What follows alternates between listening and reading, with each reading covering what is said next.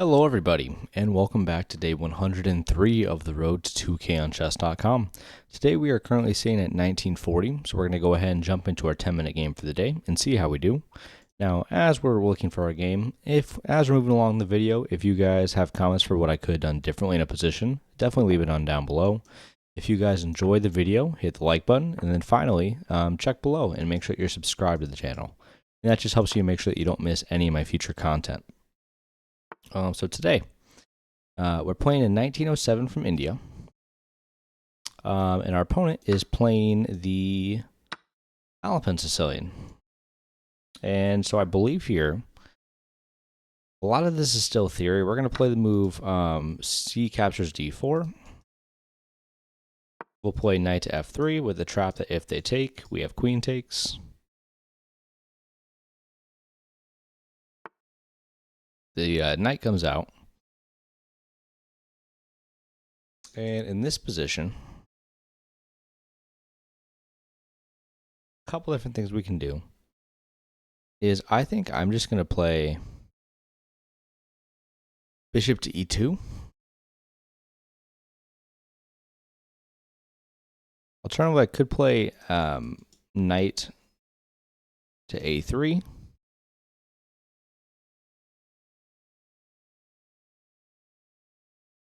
So let's start with bishop to e2, and then we'll castle and we'll look at knight to a3.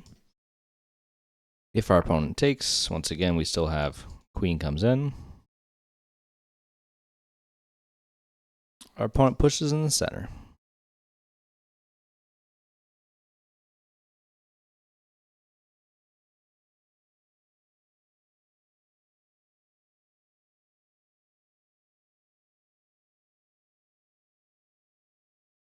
Couple ideas here. I'm a little worried about the push forward, but it's not necessarily scary.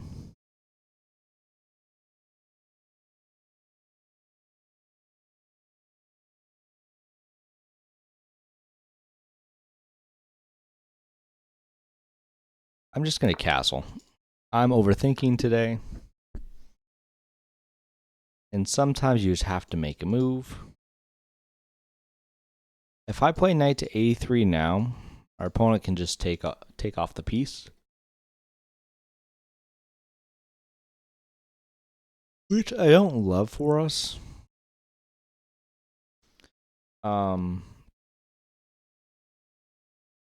Here, obviously, a few ideas. I could take in the center. I just don't think we get enough for the pawn.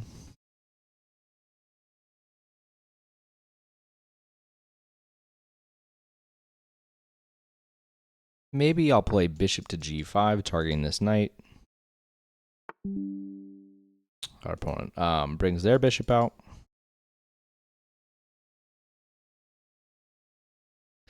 Now I do have takes, bishop takes, knight to a3. I would leave this available for our opponent. So maybe here I just bring up my rook to the center, in line with the king. Our opponent castles.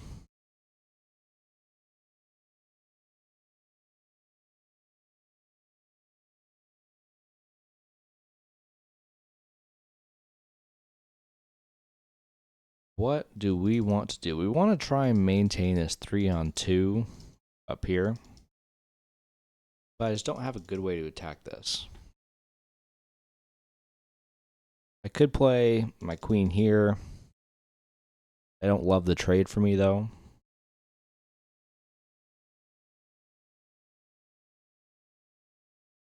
I suppose I could play c4, and the queen's forced to move.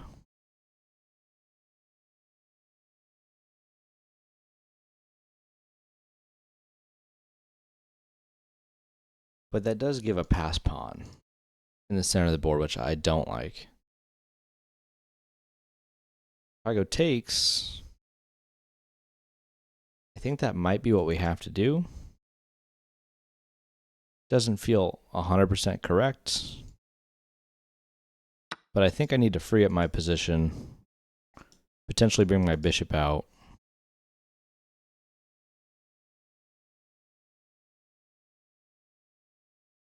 And really just...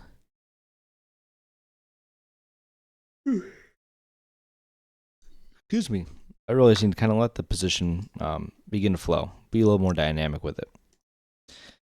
Now, this is scary. This is now opened up as well. So that's something I want to be very careful of. I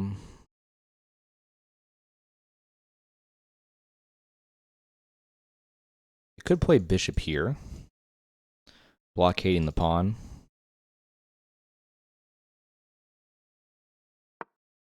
And it now opens up my rook scope towards this bishop.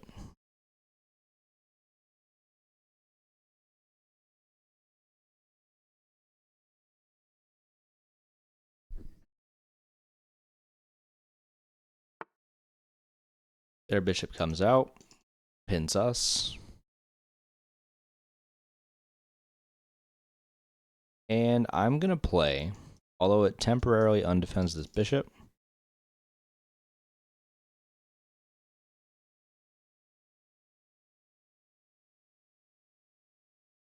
move knight b to d2.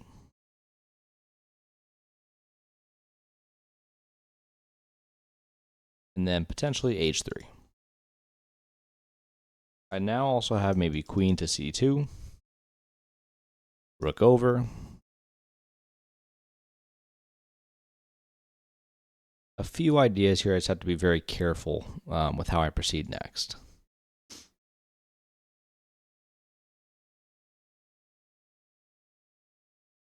Now, if our opponent were to go like knight to b4, I obviously have to consider rook captures bishop.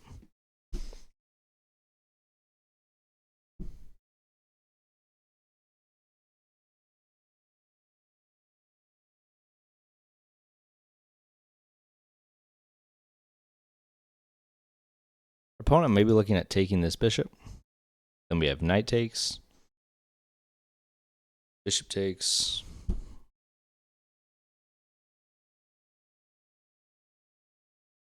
and rook in.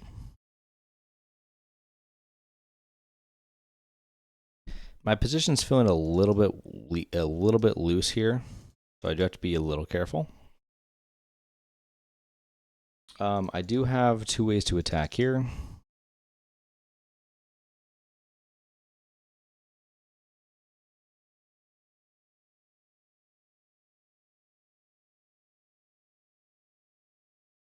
What if I play h3 and ask the bishop where it's going? There's obviously two attackers here. Our opponent may be looking to try and move the dark square bishop, attack the rook, and put my queen off center.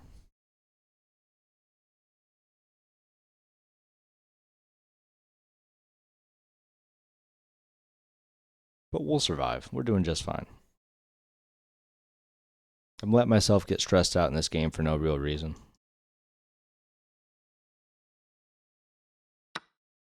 All right, so we do have bishop captures f3.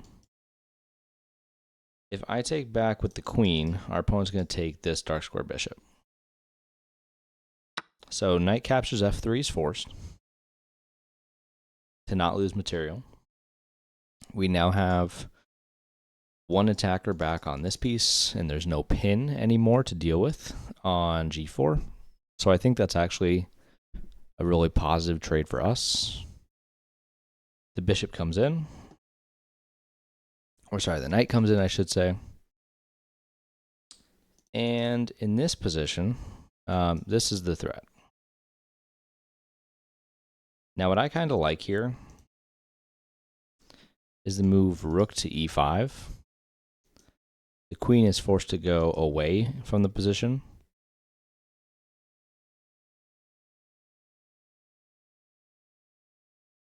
So let's go ahead. Let's play rook to e5, defended by the knight.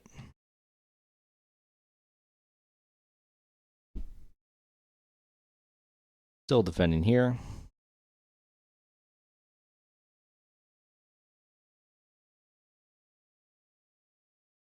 but really just trying to create some pressure maybe on this pawn. Our opponent moves the rook back. And what I could do here is I could play takes. After bishop takes, rook takes. But I have to deal with this at some point. So let's play h3. I'm sorry, a3, attacking the knight. If our opponent insists on taking our light square bishop, we're going to oblige, but the counter is their knight is one of their stronger pieces, one of their most developed pieces. And our light square bishop was really just acting as a blockade in this position. I now have two attackers on the d4 pawn.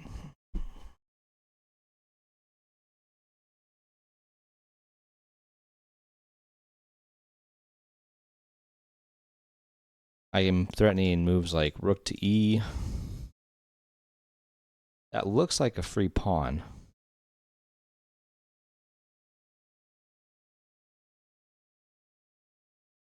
And I'm almost positive it is a free pawn. So let's go ahead, let's take it. We have 3:15 on the clock, so we do need to speed up here.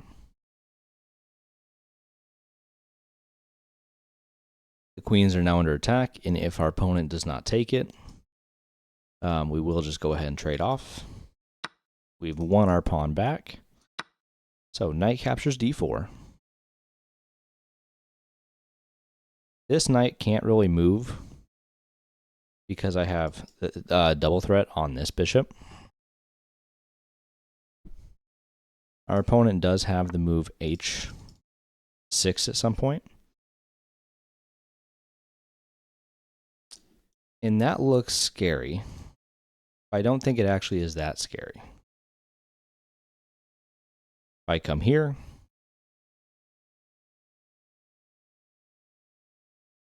there's weakening moves that kick us away. If our opponent plays the move h6, I can probably ignore it and play rook captures. Or I could play knight to f3, which then protects the infiltration. So I'm going to go with this route here. It also protects my dark square bishop. There it comes. Let's go ahead and let's take. Opponent takes back. We'll go rook takes here. And now I need to be a little careful because this pawn is hanging. And I can't do what I just about did. So I'm going to go the move rook to b1 first. Our opponent does infiltrate. Let's go ahead. Let's play b4. And if our opponent plays rook to a2, I'll probably just play rook to b3.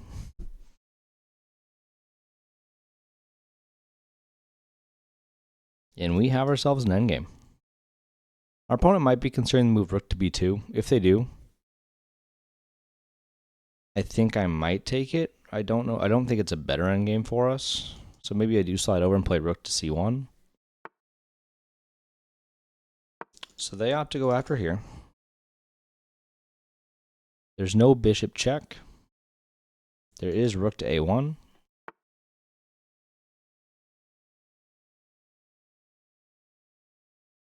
Very, very nice move.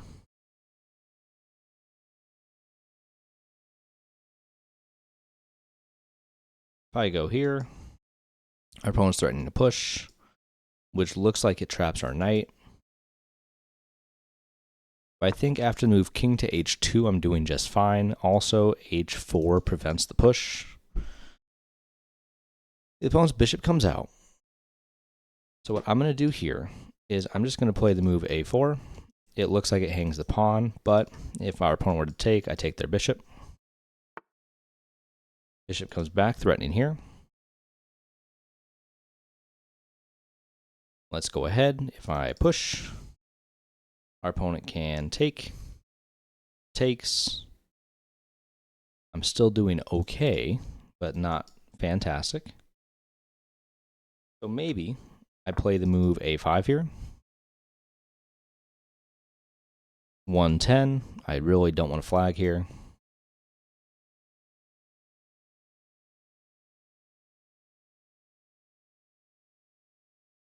Kind of a tricky situation I've gotten myself in here, y'all. I might have enough time to play rook to c3. I think my opponent might be looking at this check. Oh, we dropped a free pawn. That's not good. Let's go ahead, king to g3, attacking the rook. There's no useful discoveries.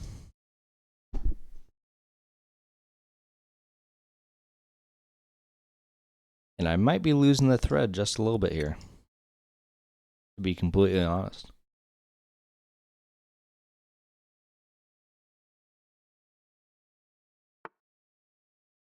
All right, rook comes over. Let's go ahead, let's push forward. Just trying to create some pressure and play a little faster.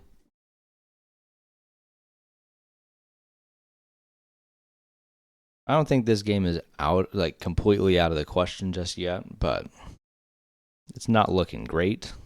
I'll be honest with y'all. Bishop check here just looks so scary because this pawn is under attack. All right, I and b7.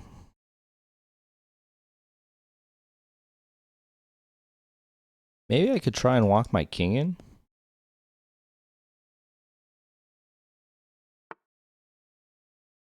That's a choice. I'm gonna go ahead.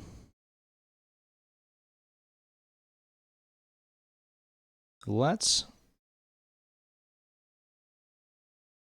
I develop my knight, check looks strong. I'm gonna take this pawn, give up this one. Let's go rook here.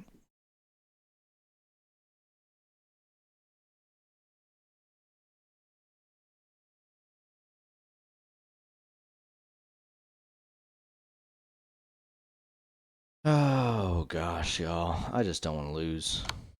All right, there it is. The opponent's, oh, we hung the rook. Yeah. Son of a gun. That's upsetting. But what am I going to do?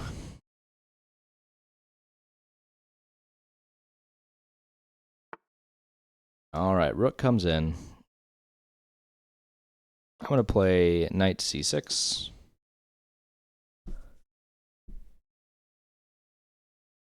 And we'll fight on for the next 24 seconds. I don't think we're going to do much with just a knight and two pawns.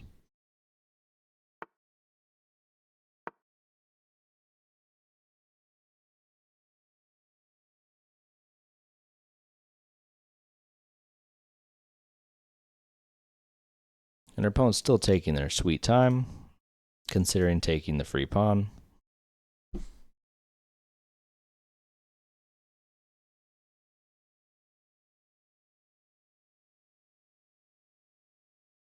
And if anything, we could potentially play for a flag. I don't love playing that way. Does win us this, which then weakens this pawn. Interesting.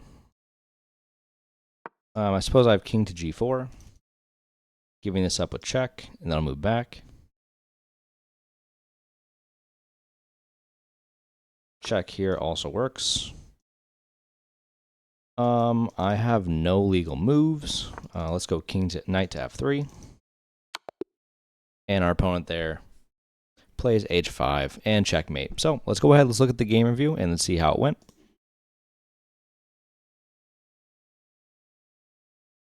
So on today's date, we didn't play very well. We played with the 67.1 and our opponent played with the 77. I thought we did fine out of the opening after bishop to e2, which was wrong. I was considering the move knight to a3, which isn't quite correct either. I guess we are supposed to take the pawn and then play from this position. I just thought that we try to maintain the 3-on-2, but I also might be thinking of the variation where instead of playing an immediate d5, our opponent can play knight to e5. And after this type of transformation, then our opponent plays on, and then maybe we have the 3-on-2. But yeah, that didn't happen. So c captures d4, knight f3, bishop e2, and we castle.